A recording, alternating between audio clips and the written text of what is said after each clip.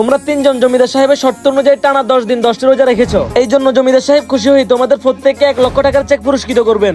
এই নাও, সবাইকে চেকগুলো বুঝিয়ে দাও। এই নাও 1 লক্ষ টাকার চেক। এই নাও তোমারটা।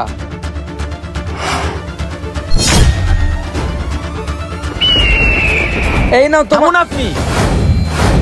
আপনি যে ওকে 1 লক্ষ টাকার চেক দিচ্ছেন, ও শর্ত অনুযায়ী 10টি রোজা রাখে নাই। না জমিদার সাহেব, ও সম্পূর্ণ মিথ্যা কথা বলতেছে। ইসরাফিল, হাজির জমিদার সাহেব।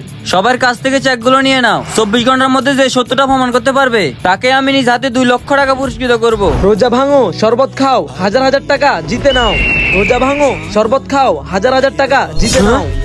আরে আমি তো এমনি রোজা নাই, রোজার কি ভাঙবো? ভাই আমি রাজি। এই নাও। পাটফার, চল জমিদার সাহেবের কাছে। ভাই ইসরাফিল, তুমি আজকে দেখিয়ে দিয়েছো। এই নাও তোমার 2 লক্ষ টাকা চেক। আর এই প্রতারককে 5 বছরের জন্য ফেনিক কারাগারে বন্দী করো। কে কয়টা রোজা ছিলেন কমেন্ট করেন।